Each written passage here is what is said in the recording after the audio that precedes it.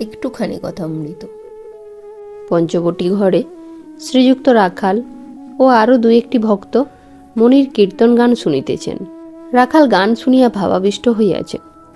কিছুক্ষণ পরে ঠাকুর শ্রী রামকৃষ্ণ পঞ্চবটিতে আসিয়াছেন। তাহার সঙ্গে বাবুরাম, হরিশ, রাখাল ও মণি।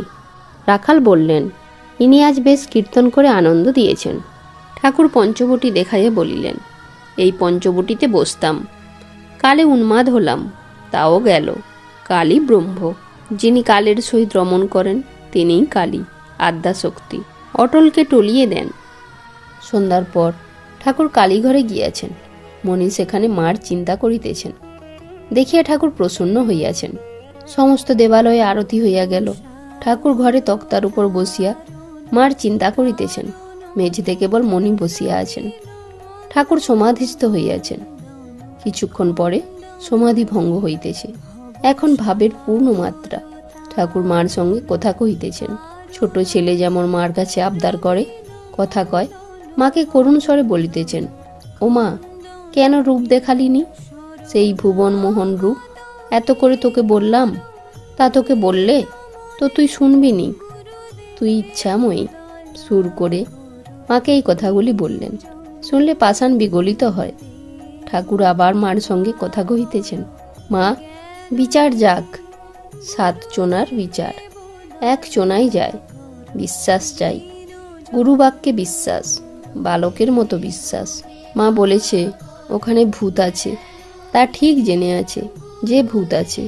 মা বলেছে ওখানে জুজু, তো তাই ঠিক জেনে আছে। মা বলেছে ও তোর দাদা হয়, তো জেনে আছে 5 শিকে 5 আনা দাদা। বিশ্বাস চাই। কিন্তু মা, ওদেরই বা দোষ কি? ওরা কি করবে? বিচার একবার তো করে নিতে হয়। দেখো না, ওই সেদিন এত করে বললাম, তা কিছু হলো না। ঠাকুর মার কাছে করুণ গদগদ স্বরে কাঁদিতে কাঁদিতে প্রার্থনা করিতেছেন। কি আশ্চর্য! ভক্তদের জন্য মার কাছে কাঁদছেন। মা, যারা যারা তোমার কাছে আসছে তাদের মনোবাঞ্ছা পূর্ণ করো, সব ত্যাগ করিও না মা। আচ্ছা, শেষে যা হয় করো। সংসারে যদি রাখো তো একবার দেখা দিস, না হলে কেমন করে থাকবে? একবার দেখা না দিলে উৎসাহ হবে কেমন করে? তারপর শেষে যা হয় করো। ঠাকুর এখন ভাবাবিষ্ট।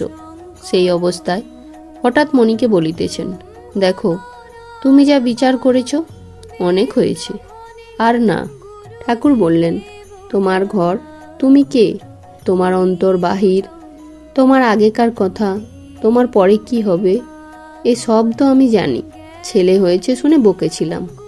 এখন গিয়ে বাড়িতে থাকো, তাদের জানিও যেন তুমি তাদের আপনার।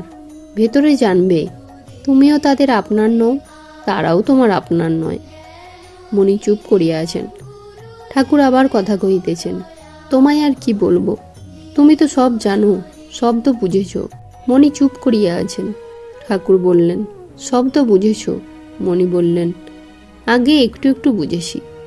ঠাকুর বললেন, অনেকটা তো বুঝেছ। মণি হাত জোর করিয়া চুপ করিয়া আছেন।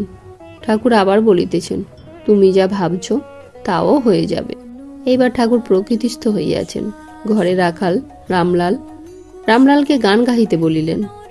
রামলাল গান গাহিতেছেন। ঠাকুর বললেন, মা আর জননী, যিনি জগৎ রূপে আছেন সর্বব্যাপী হয়ে, তিনিই মা।